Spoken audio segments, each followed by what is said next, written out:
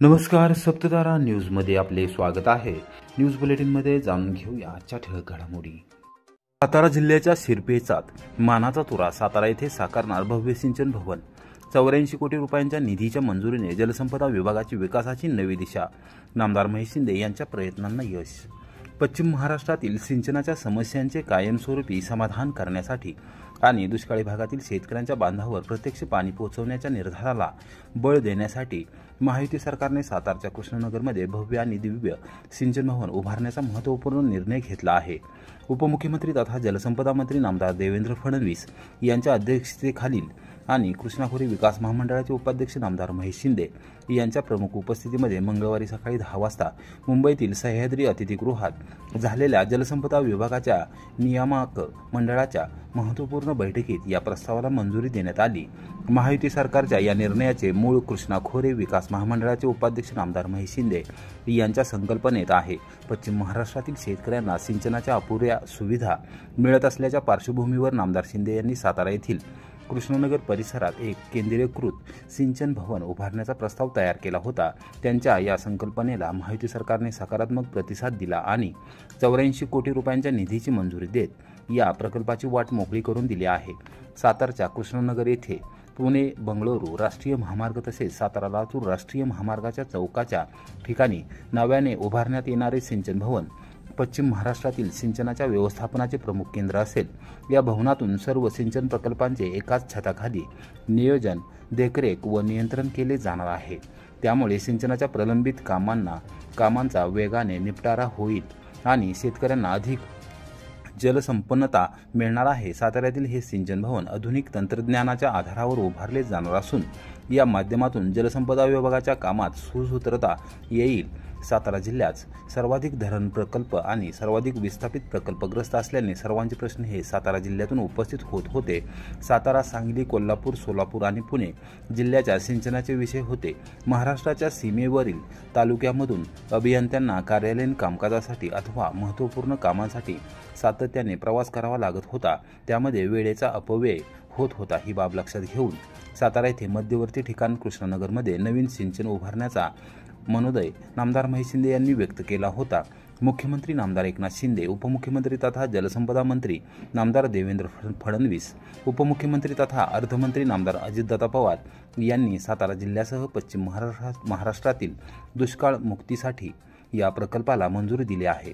सातारा जिल्ह्याचे पालकमंत्री नामदार शंभूराज देसाई यांनी या प्रकल्पाचे काम मार्गी लागावे यासाठी प्रयत्न केले। सह्याद्री अतिथीगृहात झालेल्या या बैठकीत उपमुख्यमंत्री नामदार देवेंद्र फडणवीस यांनी जलसंपदा विभागाचे कामकाज जलद गतीने करण्याची गरज व्यक्त केली।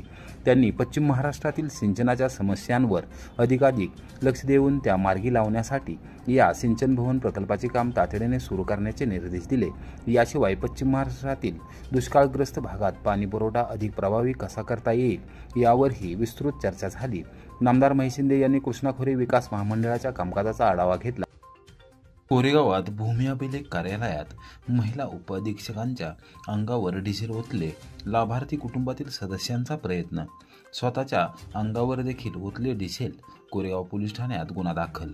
साठेवाडी तालुका कोरेगाव येथे मंजूर झालेल्या घरकुलाच्या जागेची मोजणी करून देण्याच्या मागणीसाठी कोरेगावच्या उपाधीक्षक भूमी अभिलेख कार्यालयात मंगळवारी दुपारी 2:15 वाजण्याच्या सुमारास उत्तम व्यंकट मोरे याने स्वतःच्या अंगावर डिझेल ओतून घेऊन पेटवून देण्याची धमकी दिली।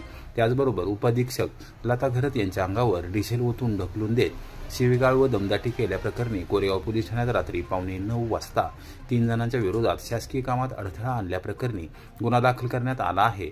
दरम्यान या घटनेमुळे कोरेगावात खळबळ उडाली असून प्रशासकीय यंत्रणेमध्ये भीतीचे वातावरण निर्माण झाले आहे। याबाबत पोलीस ठाण्यातून मिळालेली माहिती अशी की साठेवाडी तालुका कोरेगाव येथे मुक्ताबाई दादा मोरे यांना रमाई आवास योजनेतून घरकुल मंजूर झाले आहे।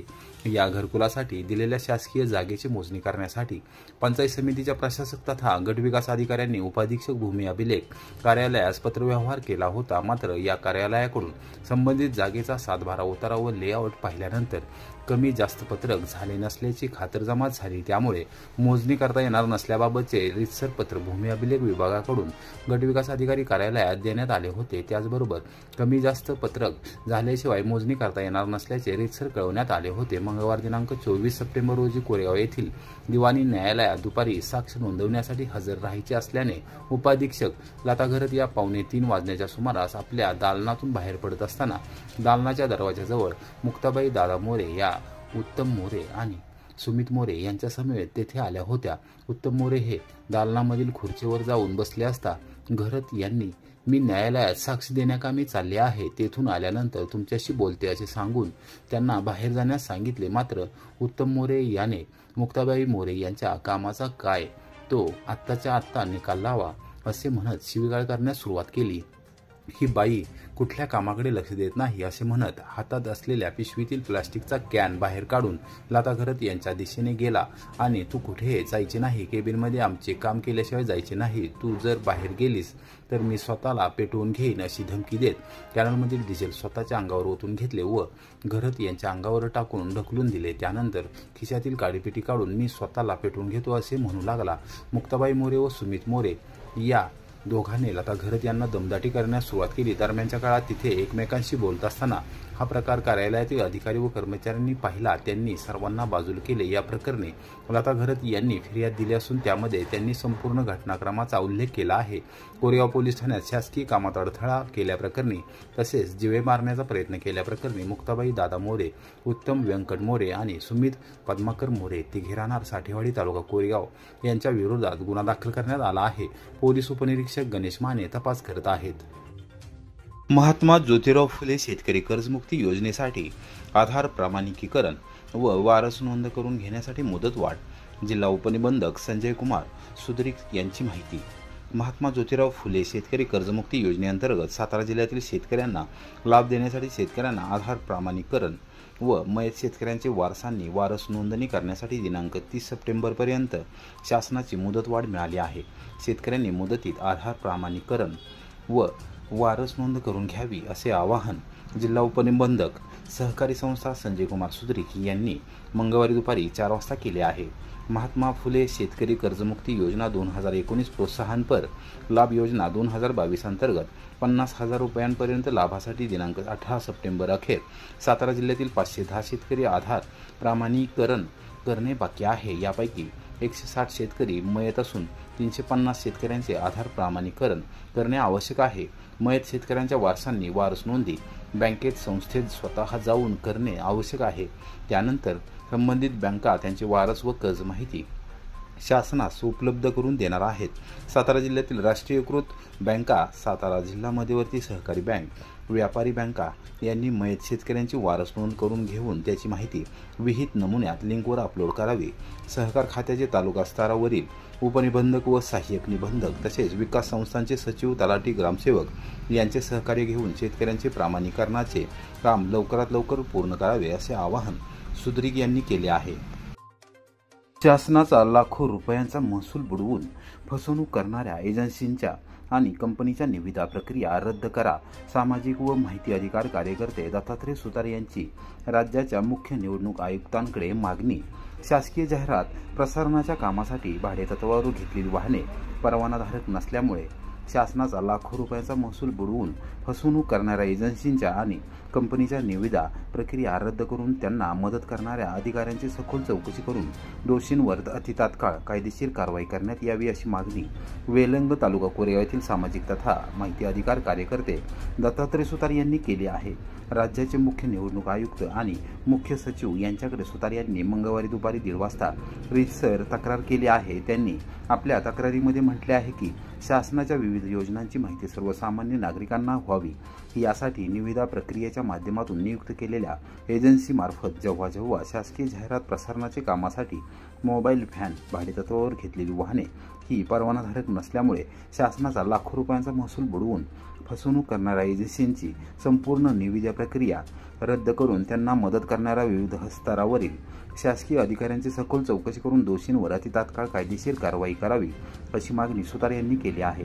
कोणत्याही सार्वत्रिक निवडणुकीवेळी जाहिरात प्रसारणाच्या कामासाठी वाहनाला परवानगी देताना संबंधित वाहनाच्या सर्व आवश्यक कागदपत्रांची तपासणी करणारी यंत्रणा निवडणूक विभागातर्फे एक शासकीय जाहिरात प्रसारणाच्या कामासाठी नियुक्त केलेल्या एजन्सीच्या माध्यमातून भाडेतत्त्वावर घेतलेल्या वाहनांच्या कागदपत्रांची कसलीही तपासणी न करता गांधारीच्या भूमिकेत राहून आर्थिक हितसंबंधातून काम करत आहेत का याची माहिती राज्य निवडणूक आयोगाने लेखी स्वरूपात द्यावी अशी मागणी त्यांनी केली आहे। निवडणूक आयोग यांना एक पत्र तक्रार अर्ज दिलेला आहे की ज्या प्रसार आणि प्रचार करण्यासाठी EVM मशीन आणि CC टॅग या मशीनच्या दाखवण्यासाठी प्रात्यक्षिक दाखवण्यासाठी ज्या शासनाने नेमलेल्या आहेत शासकीय सर्व निवडणुकीसाठी नेमलेल्या वाहनांना फिटनेस परवाने नाही आहेत। चर्शीवर ह्याच्या गाड्या गुडस कॅरियरच्या गाड्या आहेत त्यांना चर्शी काढून त्याच्यावर ते यंत्रणा बसवलेली आहे।